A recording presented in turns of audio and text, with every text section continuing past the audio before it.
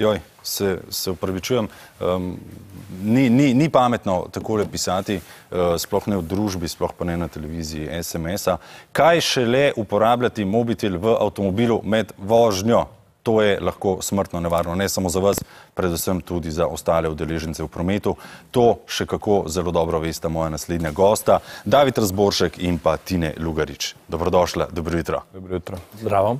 Zavod Vozim, v tem trenutku imate prav posebno akcijo. David, zakaj gre? Ja, akcija z naslovom je Tekstan, ko vozim, je zasnovana z namenom za to, da ozavestimo ljudi o nevarnosti uporabe mobilnih telefonov med vožnjo, še posebej tekstanja, se pravi uporabe različnih aplikacij, saj je nevarnost, ki se poveča, ogromna. Po nekih raziskavah 23-krat večja verjetnost prometne nesreče. Torej, ne samo, da ni pametno govoriti po telefonu, sploh v zadnjem času je zelo popularno, ne da si takole na telefonu, ampak da ga držiš pred sabo in se pogovarjaš, češ, ne vidijo me, ali zakaj tako razmišljajo, tako uporabljajo telefone? Jaz mislim, da predvsem nismo ozaveščeni, da telefon postaja eden izmed najpomembnejših razlogov za prometne nesreče. In neka fama je, da moramo biti danes povsod dosegljivi, vedno na voljo, se takoj odzvati na vse stvari, ampak ena taka nepazljivost nas lahko kar za dolg časa naredi nedosegljive. In to želimo mi ozavestiti in s tem spremeniti. Tine, na kakšen način ste se lotili zadeve? Ja, problematika je res ogromna in noben se še ni v bistvu celovito lotil pri nas. Zato je padla ideja, da ozavestimo predvsem mlade, ki pravzaprav se zbudijo z telefonom v rokah, so cel dan z njim v rokah in grejo spat z njim v rokah. In nažalost so tudi za volanom z njim v rokah. Tako kot je rekel David, pozornost ob tem je motena zelo, tudi kot bi imel 0,8 promila alkohola v krvi. Zato smo rekli, dajmo poiskati način, kako mladim prikazati izkušnjo iz prve roke. Zavedamo se v bistvu nevarnosti šele takrat, ko jim zremo v oči.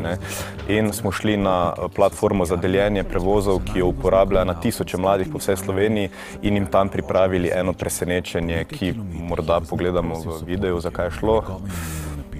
Ga že v tem trenutku lahko tudi naši gledalci spremljajo. Zelo nazoren video, jaz moram reči, da sem ga pogledal in te ne pusti ravnodušnega. Verjetno je bil ravno to namen, ne vplivati nekako na človeka, da se zamisli. Tako, zelo zgovorni so bili odzivi mladih, ko so prejeli povratni SMS tretjega potnika, ki ga šele pobirajo. Odziv njihov je bil, haha, kaj pa ta teži, v tem smislu, ko jim je vrnil SMS, a tekstaš, ko voziš. In ko so videli, da je ta njihov tretji sopotnik na vozičku in je z njimi delil svojo osebno zgodbo, je pa bil ta reality check oziroma šok precejšen in pa tudi neko zavedanje, samo pogled je pa bil zelo, zelo, zelo močan pri mladih, ki so obljubili, da od zdaj naprej ne bodo več tekstali. Jaz upam, da bo vsaj kanček tega res in tudi pri vseh nas ostalih. Držimo pesti. David, kaj vas je pravzaprav napeljalo k temu, tako kot so ustanovitvi zavoda, kot seveda tudi k tej akciji? Ja, jaz sem k društvu prišel 7 let nazaj, sem bil eden redkih, ki nisem bil poškodovan v prometu, ampak v športu. Povprečna starost na dan poškodbe članov paraplegikov zaradi prometa je bila 22 let. In rekli smo, da dajmo nekaj narediti in zdaj z veseljem delimo te naše zgodbe po samih srednjih šolah. Več kot 100 delavnic v lanskem letu in 8000 mladih je slišalo zgodbo poškodovanca iz prometa. Predvsem pa vidimo, da se pojavljajo neki novi trendi. V bistvu pridružujejo se nam člani, ki so se poškodovali zaradi uporabe telefona. Tega prej ni bilo. In zdaj se zavedamo, da se odpira neko novo področje in želimo v bistvu, da te naše zgodbe naših članov ne bi postale njihove in telefon je ena zadeva, kjer še v bistvu je veliko za narediti, zato da ozavestimo. Tako da bi povabil vse vaše gledalce, da tudi preverijo tako ali na Facebooku ali pa na spletni strani Zavoda Vozim in si ogledajo ta spot in ga delijo, ravno zato, da ga pokažejo mladim, da ozavestimo vse ostale. Kakšen je učinek mladih učencev, dijakov, ko jim poveste, kaj se zgodi, ko vidijo dejanske rezultate uporabe nekega telefona za volanom? Kako to dojemajo? je neka splošna prepričanja v Sloveniji, sej meni se ne more zgoditi. Ne. Ljudje bolj verjamejo, da bo na lotu zadel, ampak je veliko večja verjetnost, da se jim kakšna nesreča zgodi. Ne.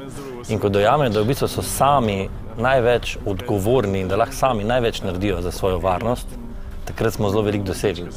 Je pa ta zgodba poškodovanca, pa potem povezava tudi s telefonom tista, ki ja, na eni strani je šok sprejemanja invalidnosti, na drugi strani je pomemben element, da pa ni samo šok, da mladi tudi vidijo, da naši člani kljub temu, da so mogli gledati v življenju in eno težko izkušnjo za seboj, da vseeno lahko živijo dokaj polno življenje in da lahko ne nazadnje tudi osveščajo in zakaj bi šli oni skozi to, če lahko brez takšnih izkušenj živijo lepše in boljše.